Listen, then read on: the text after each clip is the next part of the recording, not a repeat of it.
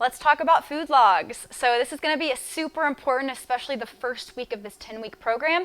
If you've signed up ahead of time, I would recommend you do a food log before we even start the 10-week program. Awareness is one of the biggest, most important tools in fat loss, healthy habits in general. So what I'm looking for on these food logs, there's a few things. Number one is the time of day you're eating, what you ate, how you felt before you ate and after. So I call this the hunger scale. On a scale of 1 to 10, 1 being stuffed, miserably full, maybe groggy, lethargic, all of those things. 10 being starving, right? Ravenously hungry, you haven't ate all day, that kind of thing. So I want to hear how it was before you ate. So maybe you were a 7 before you ate, and then you were about a 3 afterwards, or maybe you were stuffed afterwards and you were a 1. That's something that I want you to write on those food logs as well. A bonus is any type of emotional connection you find with food. So maybe you feel guilty after eating a cookie. Maybe you feel super happy after eating X, Y, and Z. Maybe you feel shame. Maybe there's a sense of excitement. Those are really important, and they do lead to certain habits down the road, so they are important to pay attention to. So that's a bonus. You don't have to put that information, but if you have it, that would be great.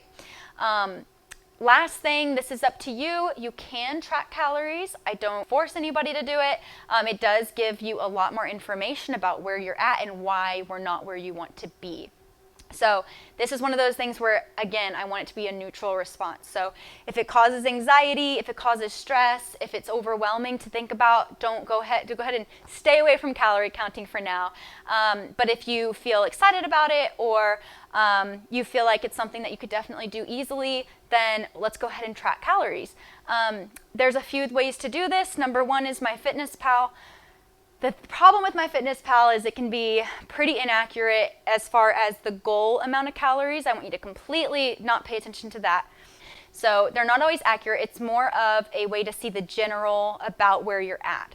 If we see that you're skyrocketing, you're at 3,000 a day and you're supposed to be at, 2,000 to be in a deficit, then we know, okay, there's probably a problem here. If you want to track calories, you can put that in there as well. I don't really care about macros yet. That's not something we're going to get into too far in this program because it's not necessary to see great results. So again, just to recap, we are tracking a food log for all 7 days.